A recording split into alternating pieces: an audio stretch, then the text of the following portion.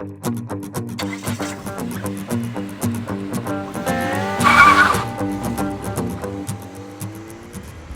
folks, well, this is the last edition of the road trip video blog. You've been seeing it every day if you've been clicking into the OPSEU website. Perhaps you just clicked in once or twice. It's all there, so if you've missed any of these exciting episodes, you can go back and catch up. Our assignment was, of course, to go to the US of A and to investigate right to work law, the right to work law. This law, which really has nothing to do with right to work. What it really means is the right of a union member not to pay dues to the union, but still get all the benefits of the contract. It's been a law that's been in effect in the USA in many states since the early 1950s. The latest was Michigan to adopt this law just in 2012. So that's where we headed first, to talk to some of the people involved in that struggle. Ultimately unsuccessful for the labor movement because Michigan now is the 24th state to have a right to work law. We've talked to many dynamic people on this journey. One of them in Michigan was Dan Dennis. He's a science teacher. And in 1999, when Michigan was still a non-right to work state, he moved to North Carolina, a right to work state. What was the effect? The effect was, first of all, he took a $10,000 cut in pay. He lost many of his medical benefits. He couldn't cover his wife anymore under his family plan. She had to get private insurance, which was so expensive that after a year they had to drop it. So for the last 3 years they were in North Carolina, she didn't have any insurance at all. You've probably also seen Gilda Cobb Hunter, a dynamic congresswoman from the state of South Carolina. She is a person who fights regularly for working people, and even though she's not a trade unionist per se, she's a big supporter of the movement. She talked about state employees very powerfully. The state employees union, which would be the equivalent of OPSEU in South Carolina, has a number of drawbacks. The biggest one being, of course, that it is illegal in South Carolina for unions to negotiate. Obviously they can't strike, they have an association, they try to do their best, but still today state workers in South Carolina are grossly underpaid. For example, a highway worker in South Carolina would make $15,000 a year. A middle manager would make about $35,000, and we're told that many of the professional jobs in the civil service there would pay 30–40% less than in the private sector. Why wouldn't people then go to the private sector if they could get 40% more pay? Well, because jobs are hard to come by in South Carolina, which really puts lie to the argument that you hear from proponents of right to work, that it creates jobs, that it brings prosperity. South Carolina's had right to work since 1954, and if it was going to work, you'd think it would be working now. Also, we met Ken Riley, longshoreman of one of perhaps the last unions standing in South Carolina, a dynamic man who was really a big help in making this film, because our real job down here was not this blog, not the written blog, not the video blog. Our job is to make a film, a documentary, that will bring this story to all OPSEU members, not just the ones that click on this blog, in a polished form.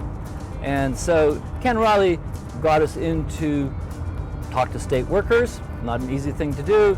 He got us to the docks in Charleston, and Ken Riley has his own interesting story.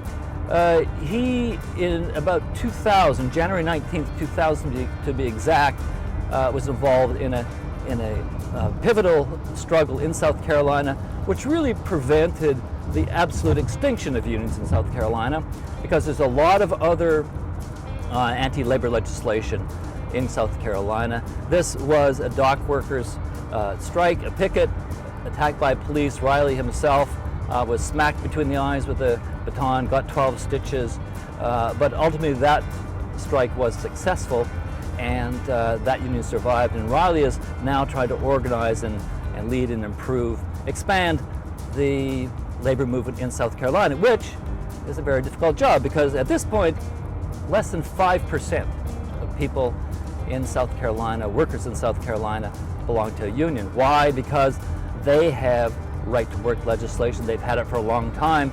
And what Riley was telling us was that once a right-to-work law is passed, and we know that many Canadian politicians are promoting this idea, many conservative politicians, they're all conservative politicians as a matter of fact, are promoting this idea. But what Riley says that once you get that law, others follow. And once those other laws follow, then unions lose strength, disappear altogether.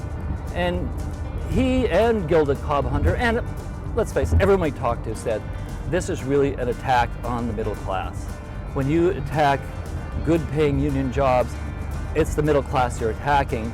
And if you want to understand why the income gap is growing between the people with the most and the people with the least, perhaps it's the fact that in the United States, unions are in a decline. It used to be that 35% of all American workers were organized. Today, it's less than 12%. Now, we've been in this van, in and out of hotel rooms for 11 days, going on 12. We're finished our work. We're headed back for Toronto. We'll be back in a couple days. And I just want to say that it's been a real privilege to work with these three members from OPSEU, your three staff members. I'm a private contractor, of course. My union is the Canadian Wire Service Guild, and I was asked to help produce this film. Jason, our driver, who's taken us everywhere safely. He's backed into every single parking space he could find. He never backed into a conversation, and being a maritimer, of course, he was able to chat up everybody immediately and put people at ease and just have people relax. Aura, who was our logistics person, made sure we had places to sleep, and just about everything else that we had to do, whether it was food. Aura, by the way, took about 8,000 or 10,000 pictures. We often lost her on the street. It was like, where's Aura? Poof, Aura's disappeared. And now we have Aura back. She's right beside me off camera here with her 10,000 pictures. She's put some of those up on the blog too, if you want to take a look. And behind the camera is Anna. Anna is like any professional camera person. She will tell Jason when to stop, where to stop, orders him around constantly because whenever she sees a shot that she has to get, then she gets it. And she has probably worked harder than anybody else on this trip because besides doing all that, at night she has to put this blog together. And we've been working maybe 10, 12, 15-hour days. 10 would be the least we've been working. We've had one day off in the last 11. And okay, so now we'll get down to the really important stuff. The question I know that you're all asking is, have you had any big fights? Well, no, we haven't. Actually, we haven't even had any little fights. We had a lot of laughs in those 12 and 15-hour days. There's a story actually of Anna and the juju fish. Now, I don't know if you know what juju fish are actually, but juju fish are kind of a gummy bear kind of a candy. And we happened to stop at a Dollarama store. I think it was Dollar General, actually. It's not Dollarama in the US. And Anna went in and she came out with this large bag. I think it was economy size, but very large bag of juju fish. And so she was sitting in the back. I was sitting up front with Jason. She was back here. And then I heard this wail. It was like, oh no, what have I done? Anna, what she'd done was, of course, she ate the whole bag of juju fish all by herself. And she was distraught. She said, how could I have done such a thing?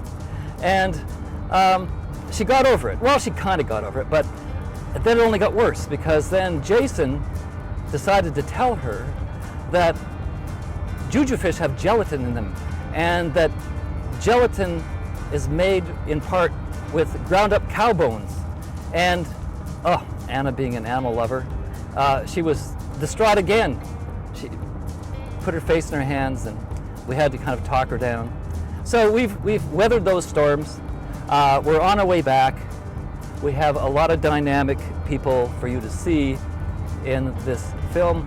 I'm not really sure when it comes out. We're going to try for Labor Day, but the way these things go in terms of editing, post-production, and so on, you can never really tell. But when it comes out, we hope everyone will see it and understand how this legislation really works in practice.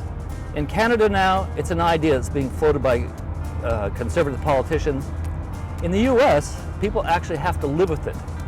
And I think you'll find in all the people we talk to that it does not bring prosperity.